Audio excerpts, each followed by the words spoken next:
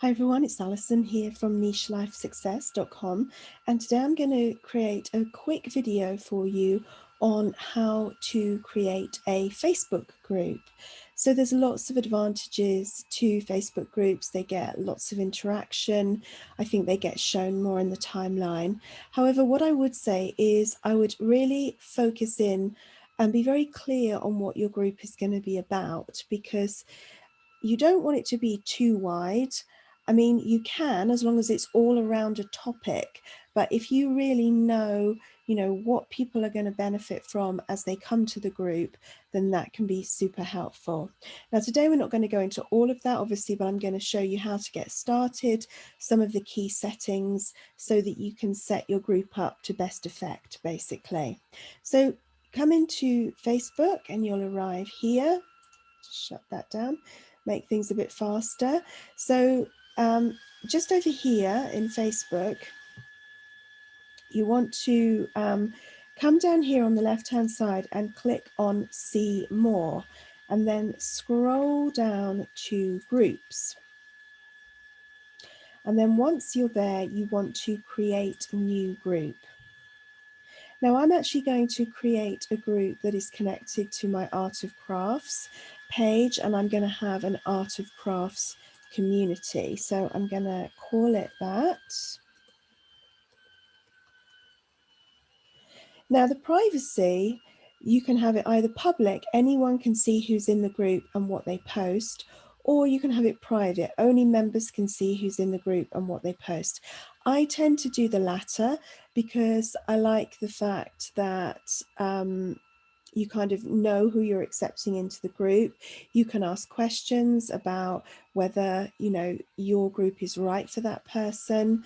Also, I think it's nice for the people in the group that it's a little bit more exclusive. They're in there and they're just sharing with the people in that group. It's not to the wider world. However, if you've got a topic where you're not too worried about that and you'd actually like the post to be visible to everyone, you'd like people to be able to share those posts, then you might want to go to the public group. So we're going to choose private. But I do want to make it visible because I do want people to be able to join. If, it was like a group that you'd created and then after that you wanted to make it secret, then you could choose hidden. But for most times, I think you're going to want it visible. You can invite a friend at that point. I'm not going to do that for the moment. So we're going to click create. Sometimes it's a little bit slower because I'm actually filming this. And here we are, we're in the Art of Crafts community. So the very first thing I'm going to do is I'm going to upload an image. So I'm going to click edit and upload photo. And I'm going to choose this one, which is just some sort of sewing supplies because it's about crafting.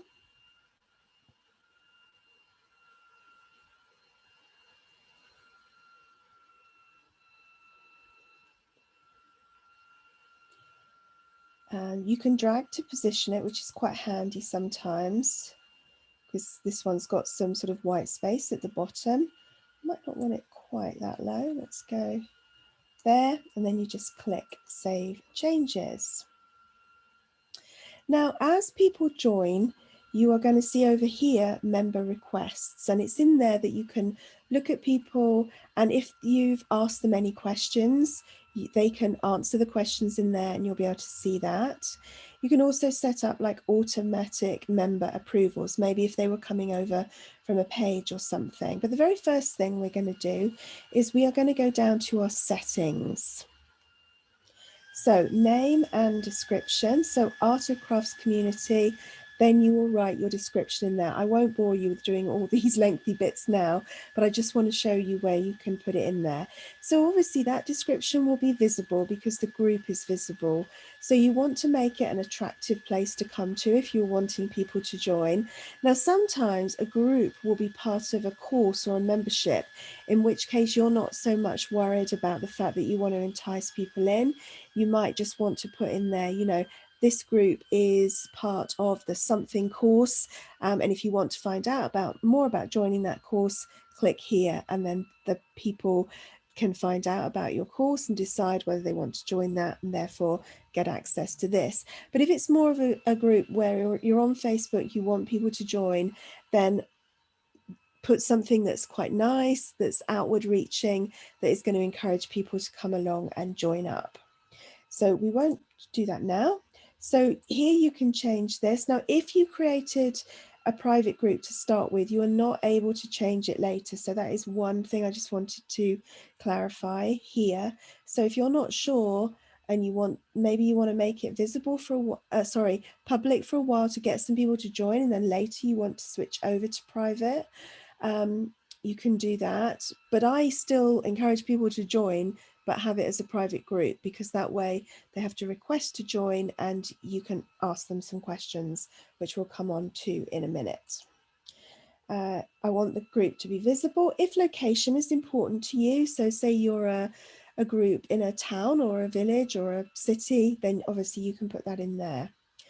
Now your web address, I actually like to change this. So I'm going to put Art of Crafts Community. And then I'll just save that. Group color. Now, because my logo has got a little bit of red in it, I think I'm going to go for, that's a bit of a pink color actually rather than red, but we're going to go with that because it's the closest.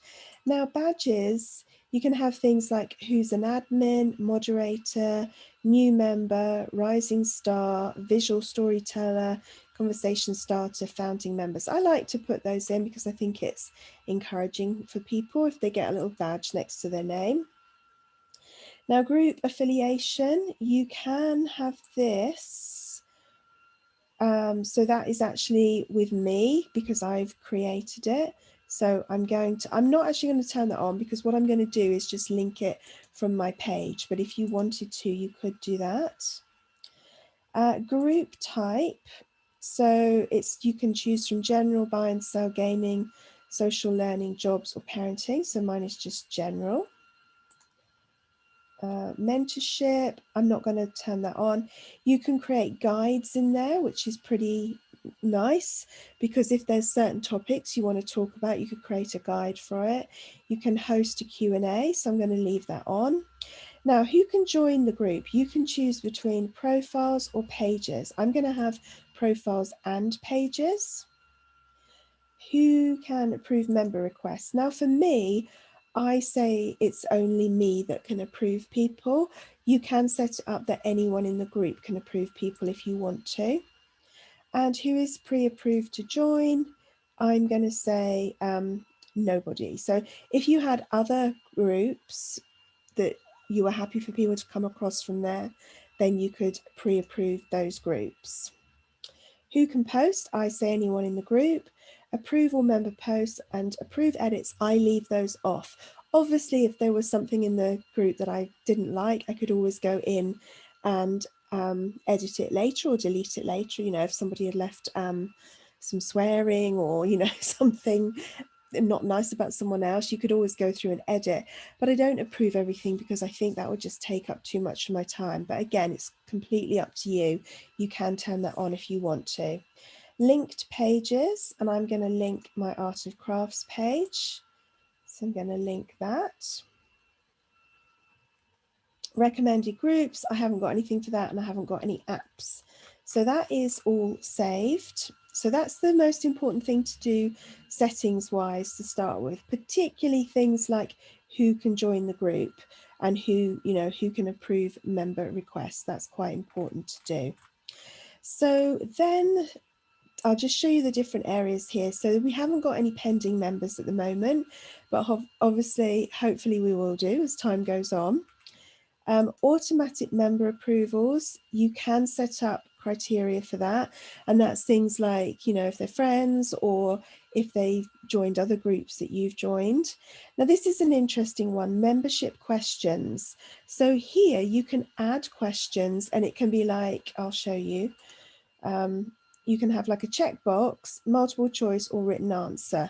So for example, if I wanted to ask a question, let's just say, what is your favorite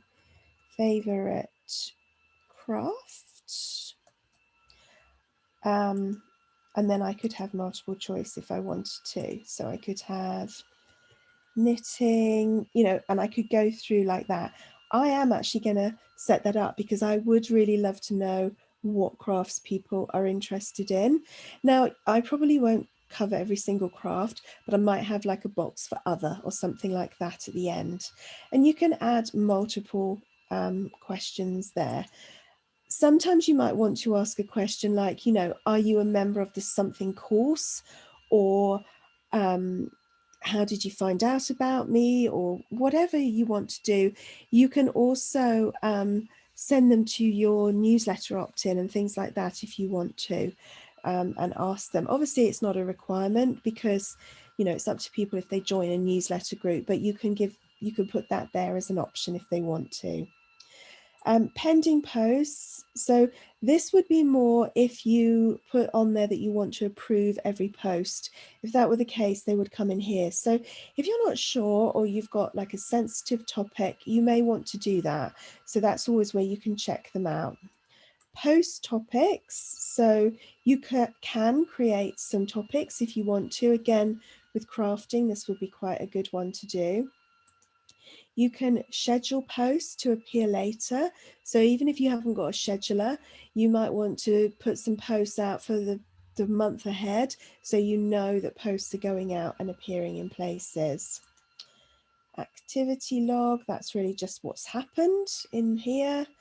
Now, group rules, this is another good one to do, particularly if you don't want people being super spammy. You might want to choose a day when people are free to market themselves. I'm going to do this because this is a creative group and there'll be people with creative businesses and I'd like to give them the opportunity to share some things in there. So I will actually do that for this. But you might have other rules like, you know, being kind, no hateful things going on.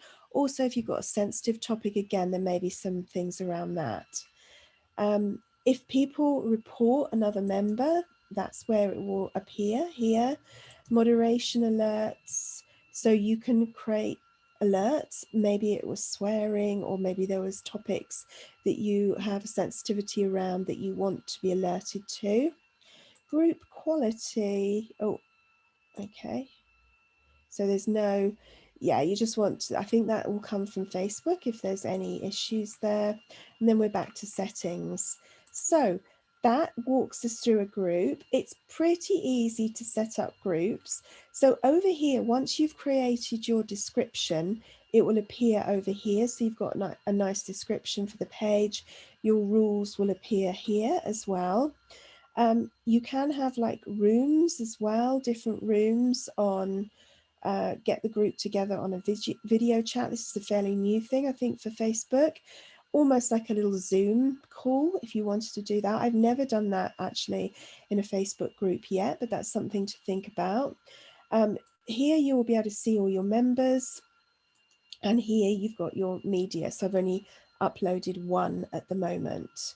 So let's just take us back to the discussion, and then just a couple of other things to talk about. When you're creating a post, you can have a Q&A, you can have a photo, GIF, tag people, but there's other things you can do in here. You can create polls, you can raise money, you can do a live, obviously, you know, like a Facebook live, lots of different things. So there are more options in a group than there are on a page. So if that's helpful to you, I think there's more interaction in a group, which can be really good. So if you want that element that just takes things a bit further, then a group can really work well.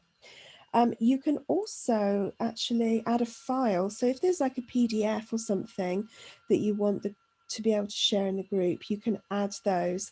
Once you've added that, it will actually appear, in a tab here that says files, and it's a good way of keeping everything together. So that's it. I'm going to carry on setting this up. If you want to, if you love crafting and you want to join me in this group, then you've got the URL up there, facebook.com/groups Art of Crafts community. Oh, and one more thing, inviting people to the group. Sorry, it's up here. So you can go through, you can find people, so you can invite page fans. So everybody that's a fan of your actual page, you can ask, and you can also go through and obviously invite people to your page as well. Hope that's been helpful. If you've got any questions, then just let me know below the video. If you liked the video, I would love for you to give it a thumbs up. If it's been helpful for you, and we're going to do lots more videos on blogging, social media, list building, building your website, lots more on that, then do hit the subscribe button and then the little notification bell so that you hear from me going forward. Thanks so much for watching, and I'll see you soon.